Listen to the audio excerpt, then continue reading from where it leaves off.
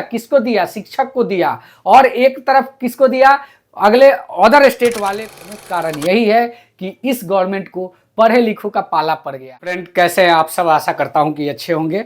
Friends, आज की इस वीडियो में हम लोग बात करने वाले हैं नॉर्मलाइजेशन को लेकर। बहुत सारा सवाल आ रहा है। सभी को यह उम्मीद है कि बीपीएससी जो है एक बार फिर नॉर्मलाइज करके रिजल्ट जारी कर सकता है। तो क्या यह बात सही है? ऐसा कह के कमेंट आ रहा है। तो इस सवाल को हमने इनपुट किया है और इसके बारे में हम बताने भी वाले हैं कि आखिर सच्चाई क्या है। दूसरा कि रिजल्ट जो आने वाला है, बताया जा रहा है कि जो है कि एक बार और कटअप को डाउन करके मेरिट बनेगा, रिजल्ट आएगा। तो आएगा कि नहीं, ये भी एक बहुत बड़ा सवाल है। और तीसरा है बीपीएससी 2.0 में 1 to 5 क्यों नहीं। और चौथा सवाल है, क्या पहली बार बीपीएससी से नियोजित को अपने ही सीट पर रहना होगा? जो पहला नियोजित हुआ है शिक्षक और बीपीएससी में भी क्वालिफाई कर रहा है, तो क्या वैसे लोग अपने पुराने वाले सीट में ही बने रहेंगे या फिर बीपीएससी से बहाली होने के बाद नए सीटों पर उनका स्थानांतरण होगा? ऐसे में बहुत सारी जो है बेनिफिट्स जो पहले से मिल रही थी वो कम हो जाएगी। तो इस पर भी कुछ सवाल आ रहे हैं। बीपीएससी 2.0 में डोमिसाइल क्यों नहीं? जी हाँ, सभी को पता है जो इस बार रिजल्ट का खेल हुआ है उसमें डोमिसाइल नहीं रहने के वजह से और सीटों की संख्या जो है भारी मात्रा में नियोजित शिक्षकों को प्रोवाइड करा देने की वजह से, तो दो चीज़ों के वजह से जो फ्रेश अभ्यर्थी थे जिनका नंबर 60 से कम था उनका सिलेक्शन नहीं हो पाया है बीसी कैटेगरी में। जनरल में 65 से कम वाले का नहीं हो पाया है। और बात करें जो कैटेगरी का अनुमानित कटअप था उससे कहीं ऊपर रहा, 5-7 नंबर ऊपर रहा। तो इसलिए खमियाजा अभ्यर्थी जो है बीपीएससी 1 में भुगत चुके हैं। तो अब ये चाहते हैं कि डोमिसाइल भी यहाँ लगना चाहिए। इस पर भी बात करेंगे इस वीडियो में। तो दोस्तों, इस वीडियो को पूरा देखिएगा, अंत तक देखिएगा। साथ ही साथ वीडियो अच्छा लगे चैनल को भी सब्सक्राइब कीजिएगा, क्योंकि ये चैनल आपके एक शिक्षक साथी का चैनल है। क्या नॉर्मलाइज करके रिजल्ट आएगा कि नहीं? तो देखिए, नॉर्मलाइज के सवाल पे लोग मांग तो उठा रहे हैं, लेकिन आपको पता होना चाहिए कि आयोग जो है अपनी हठधर्मिता को बरकरार रख रहा है और जो मर्जी उस तरीके से अपने काम को अंजाम दे रहा है। तो ऐसे में नॉर्मलाइज का उम्मीद लगाना बेवजह का एक उम्मीद होगा। हाँ, इतना जरूर कह सकते हैं कि जो कम नंबर करके जो मेरिट बनाएगा उसमें हो सकता है कि 2 नंबर तक के गिरावट देखने को मिल सके। और यानी कि 60 तक के अभ्यर्थी नहीं सेलेक्ट हुए हैं, 60 प्लस वाले ही सेलेक्ट हुए हैं, यानी कि 61 के सेलेक्ट हुए हैं। तो अब 60 से 2 नंबर गिरेगा, यानी 60 नंबर गिरेगा और 59 नंबर गिरेगा।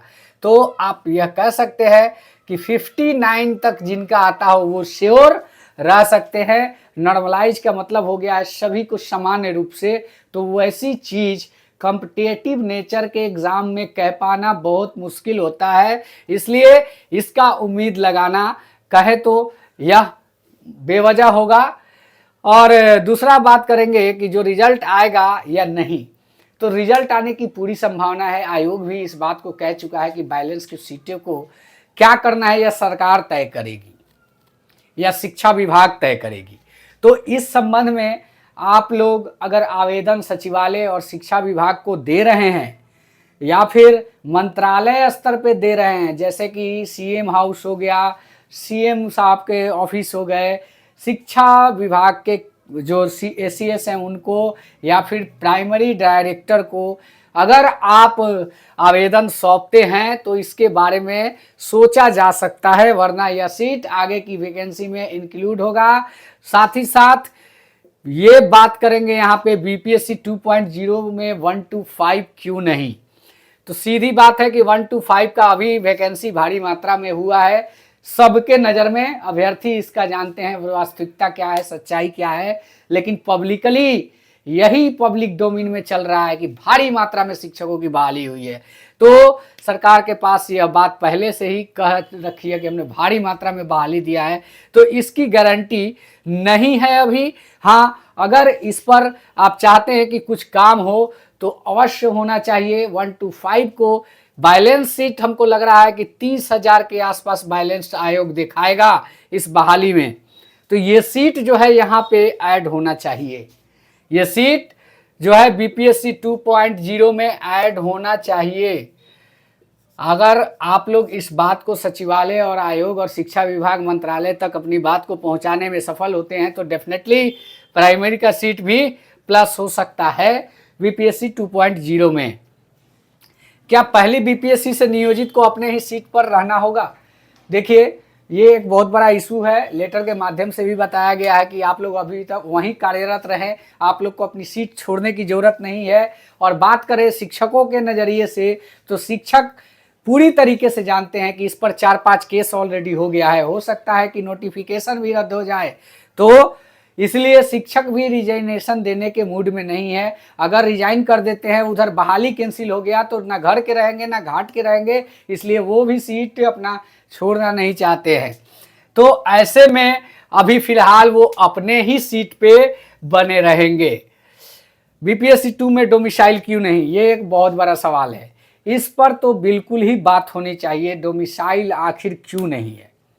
आप लोग एक बात बताइए, सभी लोग इस बात को कहते हैं कि जो है केंद्र में सरकार बनाने की तैयारी के लिए डोमिसाइल को हटा दिया गया है।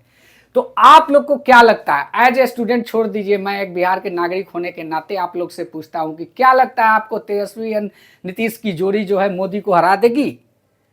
आप लोग का यह मैं फीडबैक लेना चाहता हूं। हमें नहीं लगता है कि हरा पाएगी। तो ये बिना मतलब का बाउंडर करने से कोई फायदा नहीं होता। अपने राज्य के स्टूडेंट को खुश करने में ज़्यादा हित होता, क्योंकि आगे भी विधानसभा की तैयारी है। अगर आज ही लोग दुखी हो जाएंगे तो वोट मिलने वाला नहीं है बिहार के युवाओं का। इसका रीजन यह है कि आपने शिक्षक नियुक्ति तो दिया, किसको दिया? शिक्षक को दिया, और एक तरफ किसको दिया? अगले अदर स्टेट वाले को दिया। तो अदर स्टेट वाले राज्य के विधानसभा के चुनाव में तो आपको वोट करेंगे नहीं, स्वाभाविक सी बात है। तो आपने जो है खुश किसको किया? आपने तो कहीं से बिहार के बेरोजगार युवाओं को खुश नहीं किया।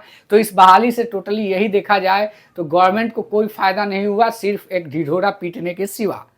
तो कहीं ना कहीं गवर्नमेंट अभी भी छलावे में है, और इसका प्रमुख कारण यही है कि इस गवर्नमेंट को पढ़े लिखों का पाला पड़ गया है। पढ़े लिखों का मतलब जो अधिकारी रैंक के व्यक्ति होते हैं, अपने माइंड के हिसाब से इस्तेमाल कर रहे हैं, इस गवर्नमेंट को नचा रहे हैं, क्योंकि इनको तो अपना कुछ नॉलेज है नहीं। सीधी बात है। अगर नॉलेज होती, अगर इनको लगता कि हाँ कुछ हमारे राज्य के बेरोजगारों के लिए होना चाहिए, तो इसमें बहुत सारी चीज़ें अलग देखने को मिलती। लेकिन ऐसा नहीं है। यहाँ पे अफसरशाही पूरी तरीके से इस सरकार पे हावी है। इस बात को नज़रअंदाज नहीं किया जा सकता है। और यह वीडियो अच्छा लगे तो चैनल को सब्सक्राइब करें। धन्यवाद। जय हिंद। वंदे मातरम।